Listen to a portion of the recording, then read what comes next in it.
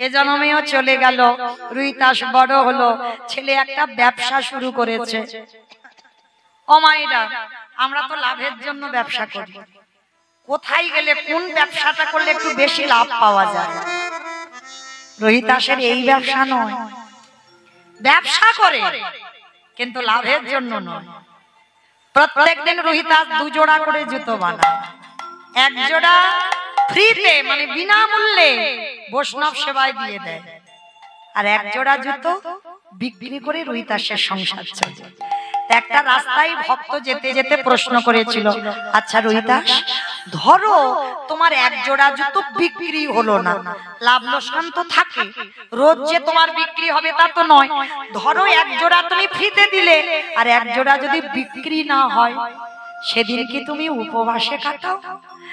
বলে না গো না, উপবাসে কাটাবো কেন? তাহলে কি করো?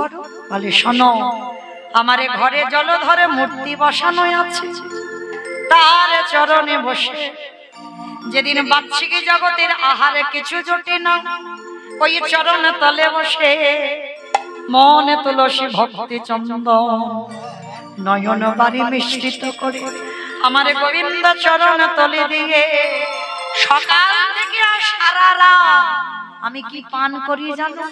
হরির নামামৃত রস পান করি গো। আমার যে ক্ষুধা তৃষ্ণা সবে মিটে যায় গো। আমি হরি নামামৃত রস পান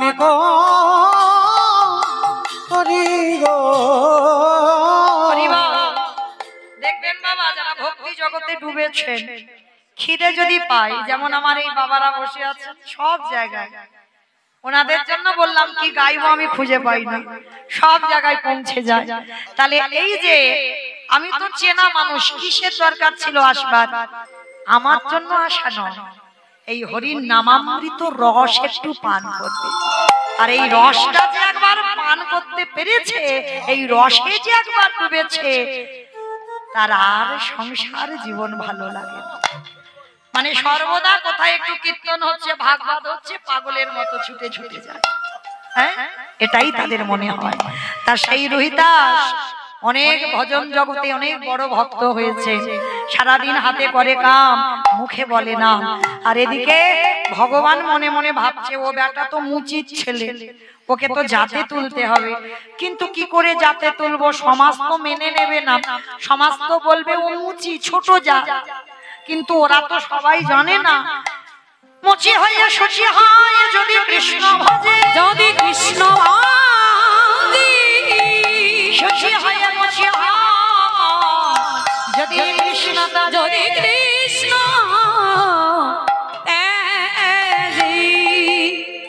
এইবার ভগবান কি করেছে বাবা?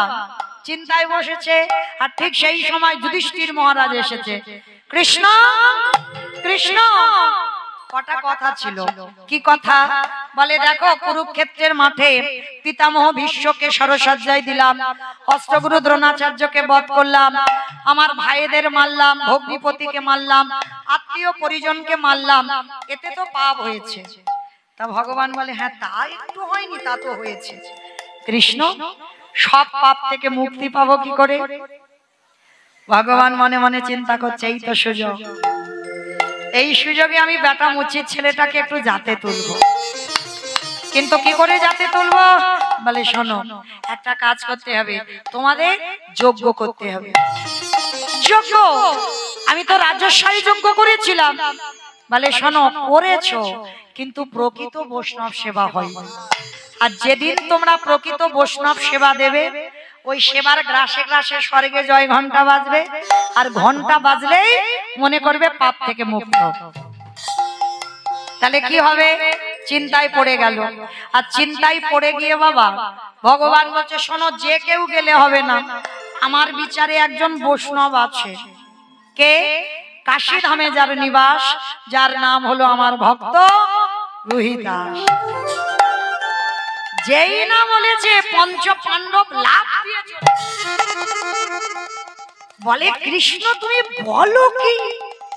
একটা মুচি? অসম্ভব। ওই মুচিকে আমি নিমন্ত্রণ করতে পারবো না।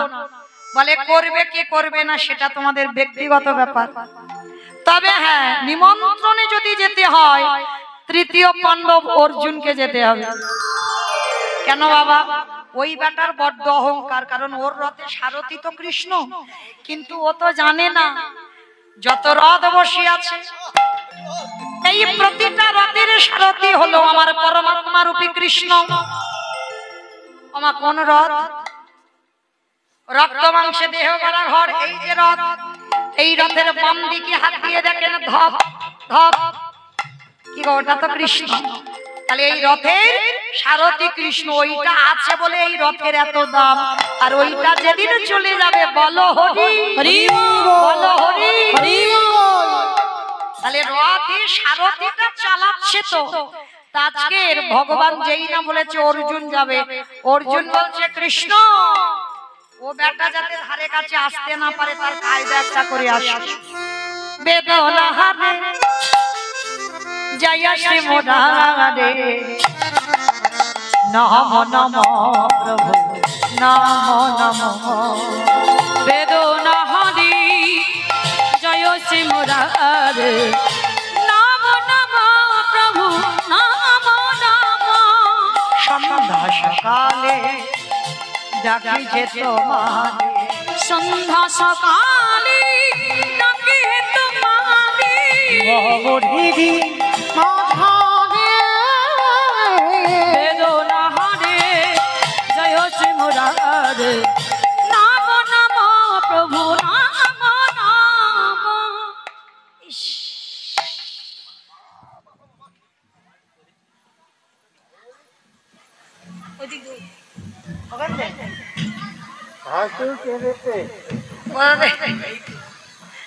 কোথাতে এলে বলতে এত গন্ধ হঠাৎ করে? কোন দিক থেকে? এদিক থেকে? এ বলে এদিক থেকে, এ বলে ওদিক। কোন দিক থেকে বাবা? এদিক থেকে? কোন দিক থেকে গন্ধ আসছে? আমা তোমরা একটু পাচ্ছ একটা গন্ধ? কেউ পাচ্ছ না? হরি বল। আমাইরা এখানে কেন গন্ধ হবে? এখানে তো সুবাস। এই যে ভক্ত সেবা দিচ্ছে,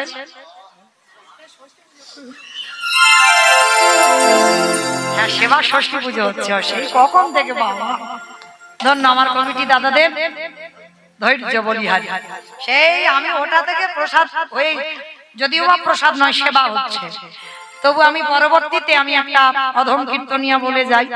ভক্ত সেবা হচ্ছে যেহেতু, কিন্তু সাধুগুরু বৈষ্ণব সেবার জন্য কিছু ব্যবস্থা যেন পরবর্তী বছরে, এবছর তো হয়ে গেল করার কিছু নেই, পরবর্তী বছরে আমি আসি বা না আসি বৈষ্ণব সেবার জন্য কিছু ব্যবস্থা রাখতে হবে। কারণ ভক্ত সেবার জন্য ভক্ত সবাই, কিন্তু বাবা যারা সাত্বিক আহার করি আমরা তাদের জন্য একটা ব্যবস্থা রাখতে হবে। যারা সাত্বিক আহার করে না তারা তো ওখানে পেতে পারবে, আর যারা সাত্বিক আহার আমরা করি আমরা তো পেতে পারবো না। ওই জন্য আমার কমিটি দাদাদের বলে যাব, সে 50 জন হোক আর 30 জন হোক আর 20 জন হোক, পরবর্তী বছরে কোনো বৈষ্ণব দিয়ে যেন একটু বৈষ্ণবদের জন্য আমার ভগবানের জন্য অন্ন প্রসাদী হয়। এইটুকু তোমাদের চরণে আমার মতো অধম কীর্তনীয় নিবেদন। নিতাই গৌর প্রেমানন্দে হরি বল। কারণ এটা আমার কথা নয়, লীলা শুনলে বুঝতে পারবেন। যাই করো না কেন বৈষ্ণব সেবা দিতেই হবে, যাই যজ্ঞ করো না কেন, যাই অনুষ্ঠান করো না কেন বৈষ্ণব সেবা দিতে হবে, তবে পরিপূর্ণ ফল। কেমন? আজকে দেখেন এইবার গন্ধটা আসছে কোথা থেকে? মুচি পাড়াতে অর্জুন গেছে রুইদাসের দরজার ধারে গিয়ে বলছে, রুইদাস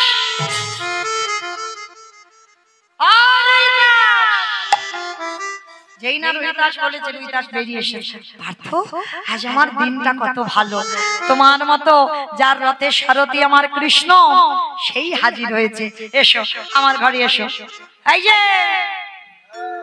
আমার তো আসার ইচ্ছা ছিল না, আমার কৃষ্ণ বললো এই জন্য এলাম। তো শোনো, আমি তোমাকে নিমন্ত্রণ করে যাচ্ছি, তুমি নাকি নতুন করে বৈষ্ণব হয়েছ। শুধু এইটুকু বললাম, সেই যেদিন সুদামা দ্বারকায় গিয়েছিল, কৃষ্ণকে ওই খুদের নাড়ু আর চিড়ের পুটলিতে করে বেঁধে, আর যখন পুটলিটা খুটলো, দেখলো যে নাড়ুর জন্য দুই বন্ধুর ঝগড়া, আজ বসুন্ধরা মা মাধুকরি করে সেই নাড়ু করে দিয়েছে, খুদের নাড়ু আর চিড়ে দিয়েছে।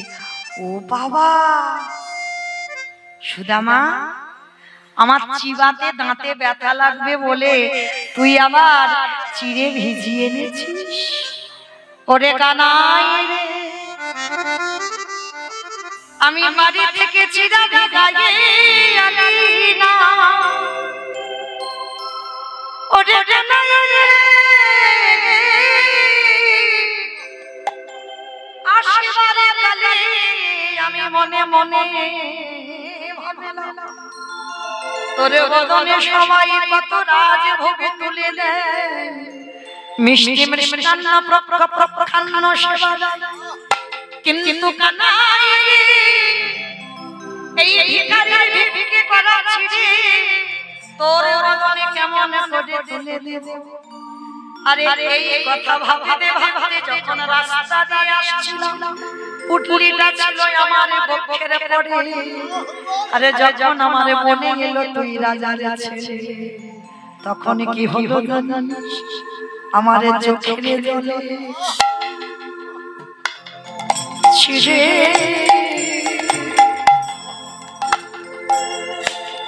চিড়ে ভেবে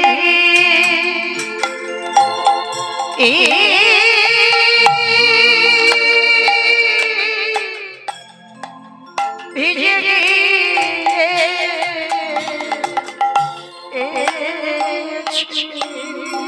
ওরে তোরে কথা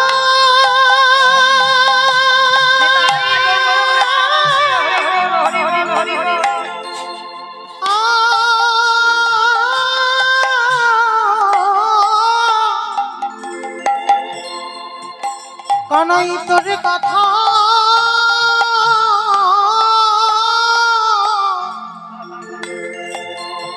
ভাবিতে ভাবিতে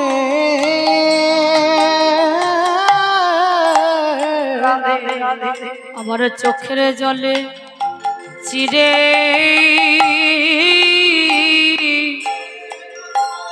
চিড়ে ভিজে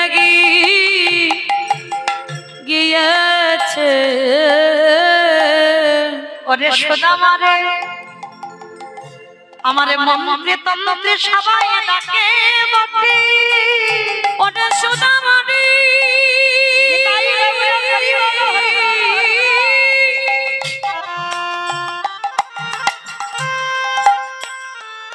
এই জগতে আমায় মন্ত্রে তন্ত্রে সবাই ডাকে বটে,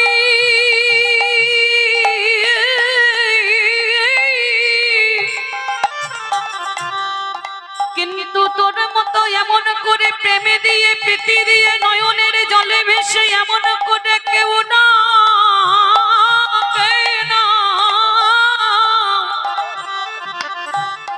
আমি যে নয়নের জলে বড় ভালো। ওরে সুদামা, তুই তো জানিস না, তুই তো জানিস না, এই জগতে মন্ত্র দিয়ে ডাকলে আমি অত ভালোবাসি না, রাজভোগ দিয়ে আমায় ভালো ভালো খেতে দিয়ে ডাকলে আমি পছন্দ করি না। যদি আগে জানা ভাবতো ওই নয়নের জলে দিয়ে কাদা প্রাণে কৃষ্ণ বলে ডাকে, কৃষ্ণ তোমার হলো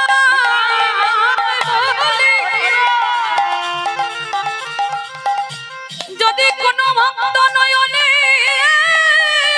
জলে দিয়ে একেবারে ডাকতে পারি, আমি যে এক জন্ম নয় দুই জন্ম নয়, আমি যে জন্মে জন্মে তার চরণের দাস হয়ে যাই। কেন জানিস সুদামা, আমি যে ভক্ত বাৎসল্য ভগবান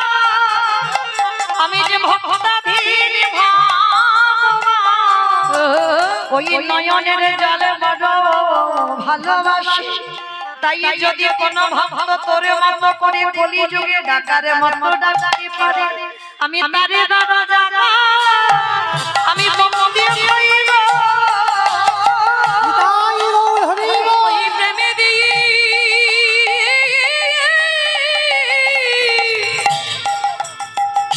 ওই প্রেমে দিয়ে ডাকলে পড়ি আমি তারে যাই ওগো বন্দি হই গো। আজকে সেই কলিযুগের ভগবান মাটির মাল সাথে করে চিড়ে প্রসাদ দিতেই হবে, তারপরে আমার প্রভু সেবা করে সন্তুষ্ট পায়। তাহলে সেদিন মা দেবকী মা বুঝেছিল সন্তান জন্ম নিয়ে স্তনদুগ্ধ না পান করলে কত কষ্ট, আর আজকে রুহিদাসের মা সেই জ্বালা পেল। আজকে যেই না রুহিদাসের মা ছেলে কাঁদছে থামে না, গ্রামের লোকজনেরা এসে বলল দিদি রামানন্দ স্বামীর কাছে চল। আর যেই না রামানন্দ শুনেছে 12 দিনের ছেলেটা খিলখিল করে হেসে উঠেছে। হ্যাঁ গো, রামানন্দ শুনে কেন হাসলো? বলে চলো যাই। এইবার রামানন্দের কাছে নিয়ে গেছে, আর রামানন্দ তো মৃত্যু হয়নি বাবা, শিষ্যের মৃত্যুর পর হয়েছে রুহিদাস। রামানন্দ স্বামী এখনো জীবিত আছে। আর রামানন্দ স্বামী যেই না ছেলেটাকে কোলে নিল, আর কোলে নিতেই ছেলেটাকে নিয়ে পিঠে হাতটা বুলিয়েছে। আর পিঠে হাতটা বোলানোর সঙ্গে সঙ্গে চমকে একে সত্যি করে বলে তুই কে? অমাইরা চমকে উঠলো কেন? সেই যে আগের জন্মে লাঠিটা মেরেছিল চিহ্নটা পড়ে আছে। শিষ্যকে নিয়ে বলছে ওরে আমি বুঝেছি তুই আমার সেই শিষ্য, আজ আমার জন্য 12 দিন কিছু খেলি না। আয় বাবা, এক মুখে অভিশাপ দিয়েছিলাম তুই মুচিকুলে যাবি, আর এক মুখে আশীর্বাদ দিলাম জগতে যত কৃষ্ণ প্রেম ভক্তি সব তোর মধ্যে উদয় হোক। এক মুখে অভিশাপ দিয়েছিল, আশীর্বাদ দিল। এইবারে ছোট্ট ছেলে 12 দিনের ছেলে বলল দয়াল গুরুদেব নদীর ঘাটে নৌকা না থাকলে এ ঘাটে থেকে ও ঘাটে যাওয়া যায় না। এই জগতে যারা যারা গুরু চরণ না ধরে ওগো গুরুদেব ওই গুরুরূপী ভান্ডারী বাইতে বাইতে শিষ্যকে নিয়ে চলে যায় গোলক বৃন্দাবনে। আরে গোলক বৃন্দাবনে যদি গুরুদেব নিয়ে যেতে পারে, সেইখানে বসে গুরু চরণ তলে বসে ওই না যুগল চরণ দর্শন হইব। ওই গুরু চরণ সারে কাঁদিলে ওগো যুগল চরণ দর্শন হইব। এইবার ছেলেটার আশীর্বাদ দিল, আশীর্বাদ দিতে বাবা মা নিয়ে চলে এলো। ছেলেটা দিনে দিনে বড় হলো, রুহিদাসের বাবা মা প্রাণ ত্যাগ হলো। তো আমি সন্ধ্যাবেলা একটু বৈষ্ণব সেবা দেব, আর অন্যান্য বৈষ্ণবরা যাবে। তা শোনো, তুমি যদি বৈষ্ণব হও তো আমার বাড়ির ধারে কাছে যাবে, আর যদি বৈষ্ণব না হও আমার বাড়ির ধারে কাছে যাওয়া তো দূরের কথা, মিথ্যা লবণ অন্ন ধ্বংস করতে আমার বাড়ির ধারে যাবে না। আমা কোন বৈষ্ণবকে নিমন্ত্রণ করতে গিয়ে যদি এই রকম বলে, সে বৈষ্ণব আসবে? জগতে একটা দেখাতে পারবে এরকম বৈষ্ণব আসবে? বাবা দরকার নেই বাবা, এত অপমান, আমি যাব ওখানে ওই লবণ অন্ন ধ্বংস করতে? দরকার নেই, কেন যাব? আমার কি খাওয়া হয় না? কিন্তু বৈষ্ণব যে হবে তার এটা আসবে না। রুহিদাসের দিকে তাকিয়ে দেখো, করজোর করে বলছে পার্থ আমি মুচি না, আমি বৈষ্ণব। সে তো আমি জানি না, সে জানি আমার কৃষ্ণ দয়াময়।